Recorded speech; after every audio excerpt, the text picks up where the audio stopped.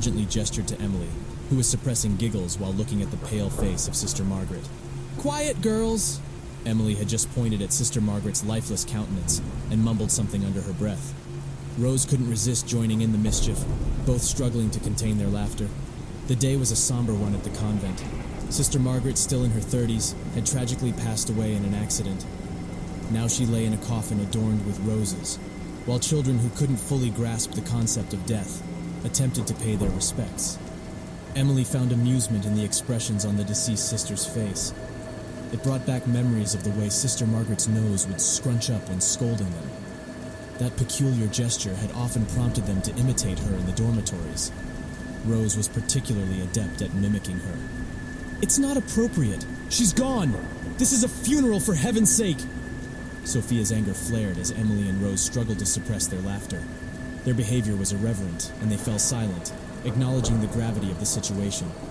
Making fun of the dead was entirely out of line. Sophia's turn. When it was Sophia's turn to pay her respects, she examined the body carefully. Poor Sister Margaret, she thought. The sister had never given her trouble. She was always a diligent student. Sophia admired her for completing her assignments on time, paying attention during Sister's lectures, and answering questions accurately. Sophia had earned Sister Margaret's approval. It was evident that the sister was proud of her, considering Sophia was one of the brightest students. Sophia observed the cadaver's lips, considering how lifelike they appeared, almost as if Sister Margaret were merely sleeping. Sophia half expected her to wake any moment, rise from the coffin, and instruct the children to open their books. She scrutinized the brows, eyelids, and other distinct features that had been a part of her daily life from the front row of the classroom. What were her eyes like? Sophia wondered. Pale blue, weren't they?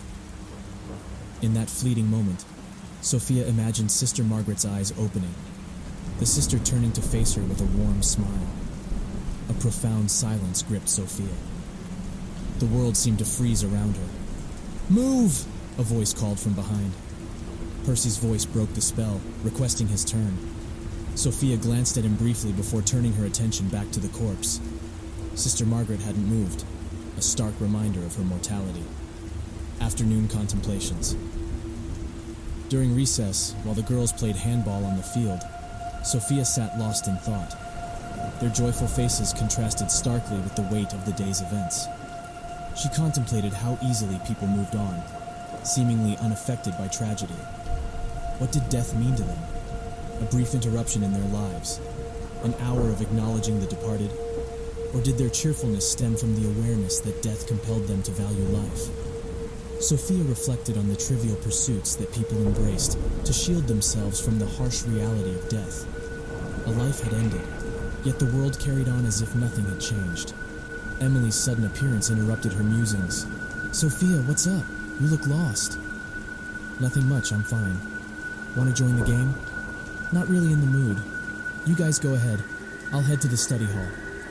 Collecting her books, she made her way to the spacious corridors. "What a buzzkill," Rose whispered as Sophia left. "Remember, she's our friend," Emily reminded her. Yeah, I know. Let's go back." In the study hall, Sophia pushed open the heavy door to the study hall, finding 3 alarmed faces. Discovering it was just another student, they returned to their contraband magazine. Life goes on, Sophia thought as she settled into a front row seat. Despite their giggles, she struggled to read. Frustrated, she turned around and glared at them, silencing their laughter. They hushed, one gesturing for the others to leave and continue elsewhere. As they departed, the last girl slammed the door shut, filling the hall with its echoing thud. An eerie silence followed. For a moment, Sophia forgot she was alone. Attempting to focus on her book, she felt a presence beside her. As if Sister Margaret's essence lingered, the room filled with echoes of her teachings. Sophia found herself transported back to a classroom, surrounded by eager students, Sister Margaret at the front. Their eyes met, time slowed, and the room fell quiet, as if awaiting Sophia's response. "Move!" someone called from behind. Her reverie was broken by Percy's voice, requesting his turn. Their eyes met briefly before Sophia returned her gaze to Sister Margaret's casket. The sister hadn't moved, a stark reminder of her passing. Sophia's mind whirred, contemplating the enigma of death and its impact on the living. The afternoon sun cast long shadows as she wrestled with her emotions, feeling both connected to the departed sister and burdened by an inexplicable weight within her. Emily and Rose's laughter marked the contrast between the somber day and their friendship's warmth. They stayed with Sophia, offering comfort and camaraderie, turning tears into laughter as they reminisced about their classroom antics and pranks. As the night enveloped the convent, the incident with Sophia became the talk of the dorm. The girls spun theories and stories, and Sister Margaret's ghost became a tale that would linger for generations. Emily and Rose remained by Sophia's side, proving the strength of their friendship. Sophia's night was fraught with a disquieting experience, the sensation of another's presence behind her, a haunting breath. Desperate to confront the presence, Sophia turned to face it, only to find an empty room of slumbering girls. With a heavy heart, she realized she felt a connection to Sister Margaret, questioning whether the sister's spirit had truly left. As she drifted into an uneasy sleep, Sophia's heart was heavy, burdened by an inexplicable remorse she couldn't quite fathom.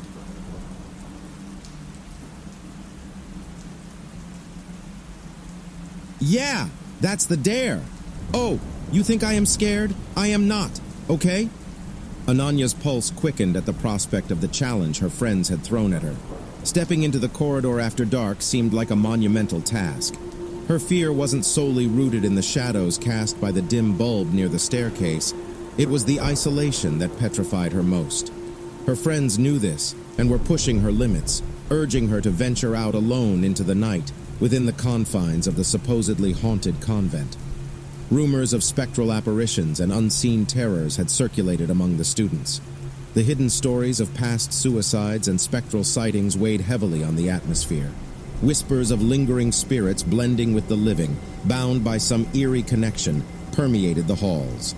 Despite this chilling backdrop, Ananya's hostel mates saw through her facade of bravado. They recognized her underlying cowardice, and yet they relished the thrill of tempting her.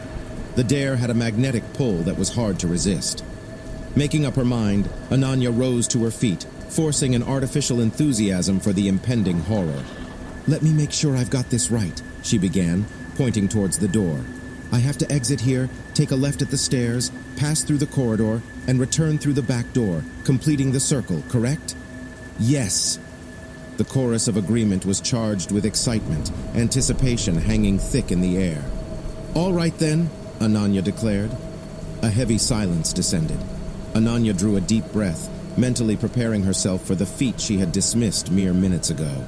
Her gaze wandered to the wall clock on the left, its ticking marking the eerie hour of 2 a.m., a time when ghost stories take on a life of their own. Why didn't I just go to bed early tonight? The other girls, her audience, remained seated on their beds, eyes wide open. Some even hid beneath their blankets, torn between the thrill and unease. Imagining themselves in her shoes, alone in the corridor at this hour, sent shivers down their spines. As Ananya stepped hesitantly out of the room, the faint light from the staircase cast a haunting silhouette of her form. With each cautious step, the silhouette moved deeper into the corridor's obscurity. But suddenly, Ananya froze in her tracks. All eyes were fixed on her shadowy outline. "Why isn't she moving?" a voice quivered. "Maybe she saw something?" another speculated. A half-hearted call of her name yielded no response. Ananya's form remained still, a dark figure against the dimness. Did we make a mistake? Perhaps this was a terrible idea. "Kanika, go check on her." "Why me? You were the one who dared her. You go." "Shweta, let's go together." Shweta shook her head, unwilling to face what awaited in the corridor.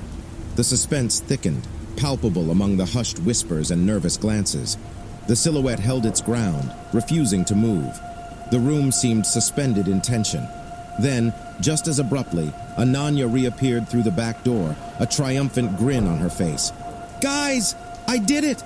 Screams of terror erupted as her friends turned to where the silhouette had lingered. But now, it was gone. Ananya's confusion deepened as she tried to make sense of the room's disarray. The girls' disoriented expressions left her bewildered. They recounted their sighting of the silhouette, explaining how it remained when she'd ventured out. Ananya was perplexed. Her journey had felt relatively uneventful, even though her heart raced within her chest. She had faced her fear and emerged relatively unscathed, her courage unshaken. Shweta moved to close the door, shutting out the ominous corridor. As the girls attempted to sleep that night, sleep eluded them. The image of the inexplicable silhouette haunted their thoughts, reminding them of the unsettling mysteries that lingered within the walls of the convent.